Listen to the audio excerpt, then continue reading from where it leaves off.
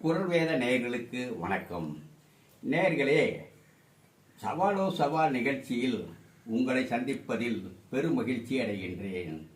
இன்றைய சவாலோ சவாலுக்கான குரல், எய்தற்கு அரியது ஏய்ந்த கால், அந்நிலையே செய்தற்கு அரிய செயல்.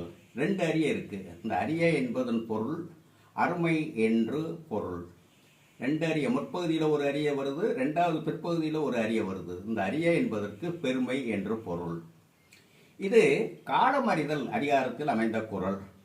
காலம் அறிதல்ல ஒரு செயலை செய்வதற்கான காலம் வரும் வரை நாம் காத்திருக்க வேண்டும். இதனை இலக்கியத்தில் இருத்தல் என்று சொல்வார்கள். காத்திருத்தலுக்கு செயலை செய்வதற்கான நல்ல சமயம், நல்ல நேரம் வரும் வரை காத்திருப்பதற்கு கொக்கு உதாரணமாக சொல்லப்பட்டுள்ளது. கொக்கு எடுத்துக்காட்டாக சொல்லப்பட்டுள்ளது. கொக்கு ஓடுமீன் ஓட உருமீன் வருமளவும் வாடி இருக்குமாம் கொக்கு. இந்த கொக்கு என்ன செய்யும்னா, இந்த சின்ன மீன் வரும்போதெல்லாம் அதை கண்டுக்கிறது இல்லை. எப்படி ஏதோ ஒரு தவம் செய்கிற ஒரு தவசி மாதிரி ஒத்த காலை ஊனிக்கிட்டு ஒத்த காலில் அப்படியே அமைதியாக நிற்கும். ஆனால் சரியான ஒரு மீன், பெரிய மீன் வந்து சிக்கிருச்சுன்னா சட்டுன்னு கொத்தி இறைய கொத்திடும், சட்டுன்னு கொத்திடும். அப்போ இதில் ரெண்டு சைடு இருக்குது.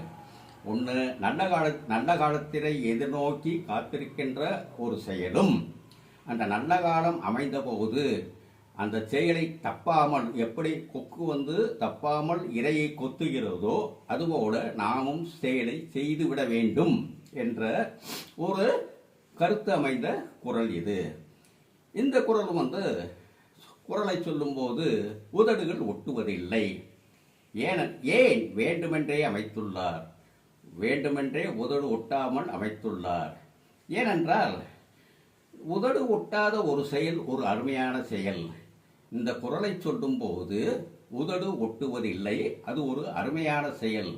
அந்த அருமையான செயலின் போது ஒரு செயலை செய்வதற்கான அருமையான காலம் அதுவாக அமைந்து விட்டது. அந்த காலத்திற்குள், அந்த அருமையான காலத்திற்குள் ஒரு அருமை மிகுந்த செயல்களை செய்து முடிக்க வேண்டும் என்று கருத்து அமைந்த குரல். ஆக உதடு ஒட்டாதது ஒரு அருமை நிலை. அந்த அருமை நிலை, அந்த அருமை காலம், அந்த அருமை நிலையில் அருமையான காலம் அமைந்தபோது அந்த நிலையில் அருமையான செயல்களை செய்துவிட வேண்டும் என்று 3 அருமைகள் அமைந்த குரல். இந்த குரலில் உள்ள சவாலோ சவால் என்னவென்றால், உதடு ஒட்டாத குரல் என்று கூட சொல்லி இருக்கலாம். உதடு ஒட்டாத ஒரு செயல் எவ்வாறு அருமை நிலையோ அதுபோல ஒரு செயலை செய்வதற்கான அருமையான காலம் அதுவாக அமைந்துவிட்டது ஒரு அருமை நிலை. அதே போல அந்த அருமையான காலத்திற்குள் அருமையான செயல்களை செய்துவிட வேண்டும் என்ற ஒரு கருத்தும் ஒரு அருமையான நிலை.